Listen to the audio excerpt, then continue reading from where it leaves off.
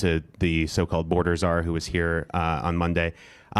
What specifically could he do to circumvent some of the sanctuary laws here, and what can you do as mayor to stop that?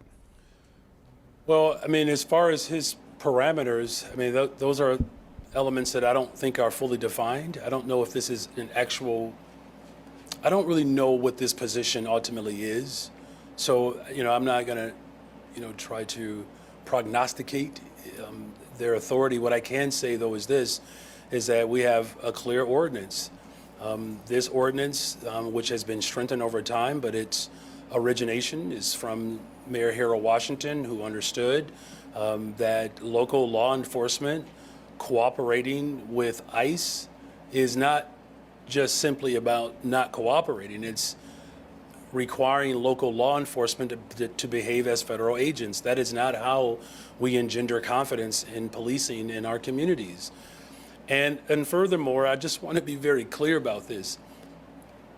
The incoming administration's threat around immigration is dangerous and irresponsible. And this administration is threatening our economy. The proposal that he has on these tariffs, there are times when my budget director and I look at each other like, boy, when this budget process is over, we have to start having a conversation about the ramifications of tariffs that could have a tremendous detrimental impact on our local economy. That is a threat. President Trump wants to eliminate the Department of Education. That's a real threat to the people of this city. 87% of our public school system is made up of brown and black children. Working people who participate in public accommodations, that's what he's threatening.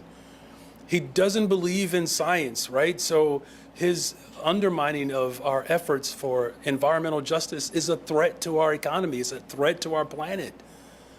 And I guess all I'm simply saying, you all, is if there was just one threat coming from this administration, I could appreciate, this conversation around immigration, and, his view of the Department of Justice and what he believes the role of the DOJ is, of using the Department of Justice to go after political enemies.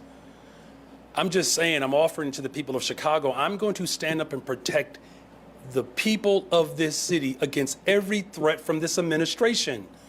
And I hope the rest of the people in this room in the city of Chicago takes his threat as seriously as I do. Undermining public accommodations, going after undocumented people, it's a threat to our civility and to our democracy. I think it's a waste of effort and power when we have an opportunity to create more job opportunities for people who are coming out of jails and prison. He could focus there. We just had some young boys who were football champions here, and they represent the South Side very well, the South Side Vikings. And these are young boys who are playing a sport to give them an opportunity to get a free education. That's what he could be fighting for. That's what we're fighting for in the city. It's why enrollment in our community colleges continues to go up. And the number one registrant and enrollee are black young boys, black young men. So, I take his threat seriously, but I can tell you this one thing for sure. I'm going to stand up and protect the people of this city, and we're going to invest in the people of this city, and we're not going to allow the incoming administration to continue to sow seeds of division. We're bringing people together, and our budget process is certainly emblematic of that. Thank you for that question.